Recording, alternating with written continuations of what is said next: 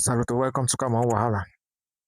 I was traveling and I met people I'm thinking and they were like, wow, Mayor, we know why you CAMEROON WAHALA all these days and wait it don't happen. I said, when I see, I wasn't around, but it's fine. So tonight, I just say, my brain with a voice over and subsequently, I'll come back on street. So family, friends, and other people there, they join for Mon, bid farewell to Clifford Ngong, which they call and say, Hushpuppi. He was killed during Sabga attack some week ago. And inside the comment section, people then they complain say the crisis not over plain life. And that to be rich now is a curse, especially in the Northwest. When you are rich and the boys have you as a target, they will do everything to rush you down the cliff. And people question themselves, for how long will this last again? Then you hear some people say, uh, no going back home again for everybody who is abroad.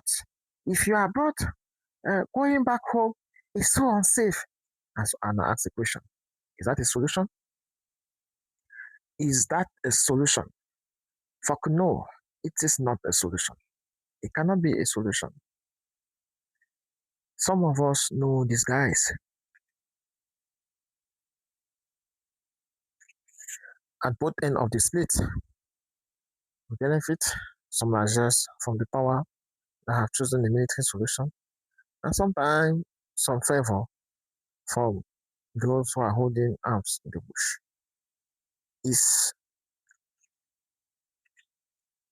simply taking our distance, we isolate these guys, and they will have no choice than to leave Philistine here. But for as long as we are going to choose to selectively give our attention to their move, we will always be victim. Never in the world have people achieved peace by postponing their discussion, their commitment to the future generation. He is young, he was smart, well to do, and so rushed down by his own people. When I say his own people, those are commonly known as Anglophones.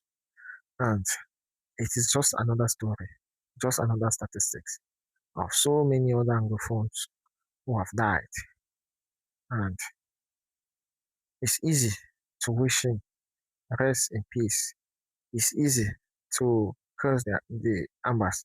It's easy to ask people never to come back to ground zero. But the true question is, what have been our own contribution to see that this crisis come to end? And what are we still doing to work towards an acceptable situation that will benefit us all? Without which we are just we are just humans uh, with quotes, fear quotes, like we have worn a coat of fear and we are using it to hide our true feelings. So hush people, go in peace, and either we or your silence for all the time the crisis has been is unfortunately the very reason for our demise. You have just preceded us on a journey that we will soon join you because we are a generation, unfortunately, that have betrayed our nation. We are born free, but throughout we have been chained. We know the people who chain us. We only choose to give them selective attention. And they use the divide and the rule system to perpetually control us. We can be better. And I hope you listening this will equally be better. That's not all for the news package. Other news, while we are still wondering the way about of Mr. Bia, former NZF uh, NEG member Celestine Djamen says Bia can remain outside of the country until 2032, and that is normal. Djamen supported the President of the Republic, Paul Biya, during the 2025 October the 12th polls. He has previously before then been jailed as a protester with the Cameroon Renaissance movement.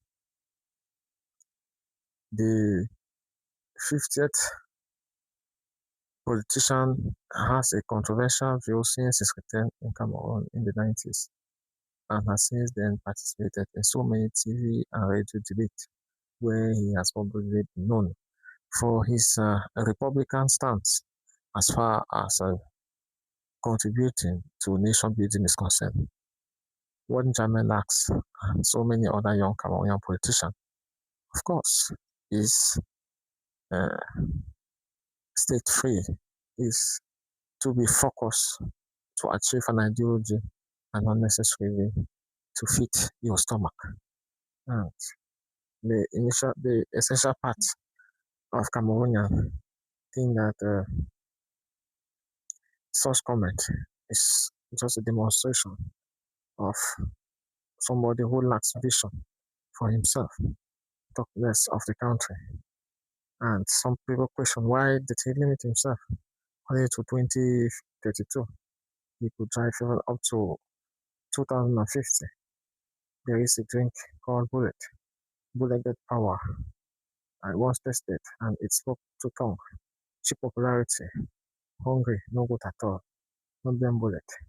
Like sometimes such reaction might be effects of propaganda.